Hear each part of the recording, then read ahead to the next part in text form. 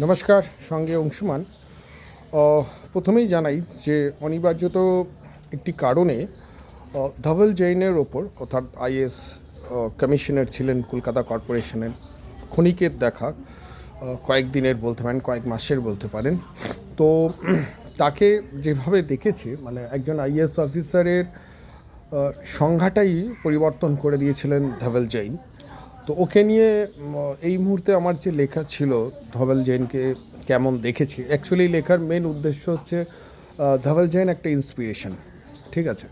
তো এই লেখাটার আমার মেন উদ্দেশ্য ছিল যারা যারা কেরিয়ার গড়তে চাইছে, তারা এই ধবল জৈনকে একটা আইকন যাতে করতে পারে। তো যে কোনো কারণেই হোক, এই লেখাটা এই মুহূর্তে লেখা সম্ভব হচ্ছে না। অবশ্যই লেখা থাকবে, কিন্তু পাবলিশ হবে ইলেকশনের পর। আর এখন যে নতুন লেখাটা আসবে, যে যত কাণ্ড আরজিকর, তিলোত্তমার কেসটা নিয়ে লিখছি। এবং এই তিলোত্তমার কেসে আমিও একটু যুক্ত আছি, যে সন্দীপ ঘোষের বেআইনি বাড়ির অংশটা ভাঙার জন্য কলকাতা কর্পোরেশনে আমিও লিখছি। তো এটার লেখাটা, এই তিলোত্তমা কেসটা নিয়ে যেটা নিয়ে আমি লিখছি, সেটা হচ্ছে যে এটাও একটা চিত্রনাট্য করার চেষ্টা করছে। এবং যে চরিত্রগুলোকে নিয়েছি, সেই বিখ্যাত ফেলুদা 007, জানি না এটার উপরে আবার কোনো রকম আরোপ আসবে কি না, কপিরাইট আসবে কি না, আসতেও পারে। তো যাই হোক, কেন চরিত্রটা ওইভাবে না লিখলে জিনিসটা ফুটিয়ে তোলা যাবে না। যে ফেলুদা 007, সেই চেনা তোপসে, সেই চেনা আমাদের ছোটোবেলার লালমোহন বাবু, এবং তার সাথে আমি নিজেকে মিশিয়েছি। তো এটা নিয়েই এই 007-এতে আরজিকর তদন্তের ওপরে এটা লেখা, এটাও আপনাদের ভালো লাগবে।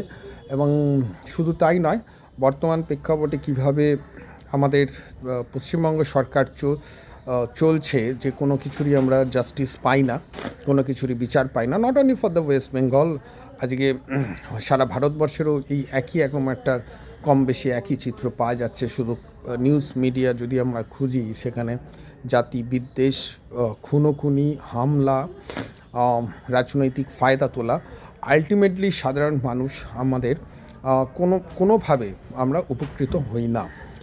তো এইটার ওপরেই মেন ফোকাস হচ্ছে, এই তিলোত্তমা কেসটাকে যেভাবে ধামাচাপা দেওয়া হলো, কার্যত অলরেডি হয়ে গেছে, সেইটার ওপরই এই ফেলুদা 007।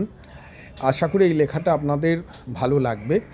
আর ধবল জৈন যে আইএস অফিসার, একজন আইএস অফিসার কীভাবে কাজ করবেন, কেন আইএস অফিসারই তো মেনলি দেশটা চালায়, বিভিন্ন পলিসি মেকিং থেকে শুরু করে সেটাকে এক্সিকিউশন করা। সেই আইএস অফিসার হচ্ছেন ধবল জৈন। এখন উনি বীরভূমে পোস্টিং, কিন্তু অনিবার্যত কারণবশত এই লেখাটা বেরোবে ইলেকশনের পর, বারবার বলছি।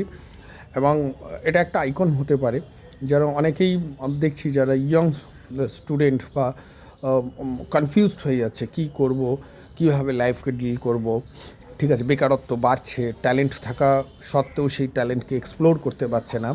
তো আইএস অফিসার ধবল জৈনকে তুলে ধরার মেন উদ্দেশ্য ছিল সেটাই, যে একটা কিছু হোক, একটা কিছু পরিবর্তন হোক।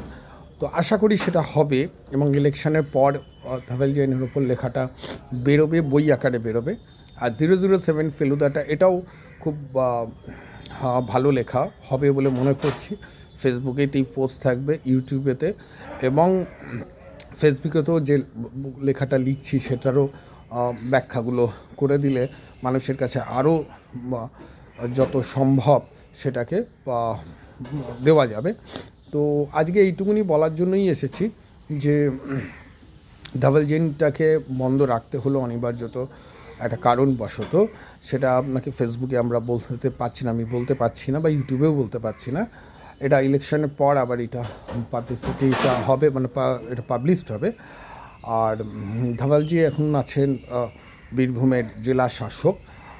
যে আইএসের, আমি বারবার বলছি, আমার সরকারি চাকরি অবস্থায় বহুত আইএস অফিসার, বহুত ডব্লিউবিসিএস অফিসার, তাদের সাথে মিট করেছি, এবং এখনও কর্মসূত্রে বিভিন্ন আইএস বা ডব্লিউবিসিএসের তাই মিট করছি। কিন্তু তার থেকে একটু আলাদা হলেন, একটু কেন অনেকটা আলাদা হলেন ধবল জৈন। তো যাই হোক, ওপরের লেখা মানে হচ্ছে একটা কী করে বাস্তব জীবনে আমাদের যে সমস্ত সমস্যার সম্মুখীন হয়, কী করে সলভ করা যায় ঠান্ডা মাথায়, কী করে স্ট্যান্ডার্ড অফ প্রসিডিং একটা অপারেশন সিস্টেমকে কীভাবে তৈরি করা যায়, ঠিক আছে, সেই জিনিসটার ওপরই লেখা ছিল, কিছুটা ম্যানেজমেন্ট, কিছুটা সোশ্যাল সায়েন্স মিলিয়ে। তো ওটা পাবলিশড হবে ইলেকশনের পর। আর ও ধাওয়াল হচ্ছে একটা ইন্সপিরেশন, সত্যি কথা বলতে কি আমার চেয়ে অনেকই বয়স ছোট, বাট ওর ইন্সপিরেশন এমন যে মনে হয় যে কোনো সময় যখন আমরা হতাশ হয়ে যাই, এটা কিছু হবে না, অনেকবার যাচ্ছি কিছু হচ্ছে না, একটা ডিপ্রেশন মোডে মানুষ চলে যায়। বাট ধাওয়াল ইজ এ টোটালি একটা অ্যানাদার পার্সনস, যে ডিপ্রেশনকে সাথে সামনে মিট করলে আপনার ডিপ্রেশন সব ওয়াশ আউট হয়ে যায়। একটা মনে হয় যে নতুন পাথ, নতুন জায়গা খুঁজে পাওয়ার চলে যায়। ও হয়তো কলকাতা কর্পোরেশনে আর ফিরবে কি ফিরবে না জানি না, বাট ওই যে ক্ষণিকের যে দেখা, ক্ষণিকের যে সাক্ষাৎ, ও টিচ মি লট, অনেক কিছু শিখিয়ে গেছে, অনেক কিছু বুঝিয়ে গেছে কীভাবে কাজ করতে হয়। যাই হোক, ধাওয়াল ভালো থাকুক, ভালো কাজ করুক, আরও উন্নতি হোক ওর। মানুষের যাদের এই লেখাটা, যাদের হোয়াটসঅ্যাপ গ্রুপে গেছে, মানে আপনাকে বলি, যারা ইনার্ট, যারা কোনো দিন হোয়াটসঅ্যাপে একটা থাম পর্যন্ত দেয় না, ধাওয়ালের এইটুকুনি শুধু লেখাদের উপর তারা থ্যাঙ্কস জানাচ্ছে। সকাল থেকে প্রচুর ফোন আসছে যে এটা লিখুক, মানুষ বলছে এটা লিখুক, তুমি বলো, অনেককেই বলছেন, কিন্তু তাদের নিরাশা করছি না, এটা বেরোবে, ইলেকশনের পর আসবে। ততদিন অন্য লেখাটা পড়ুন আপনারা, আশা করি সেটাও ভালো লাগবেন। Feluda 007, thank you.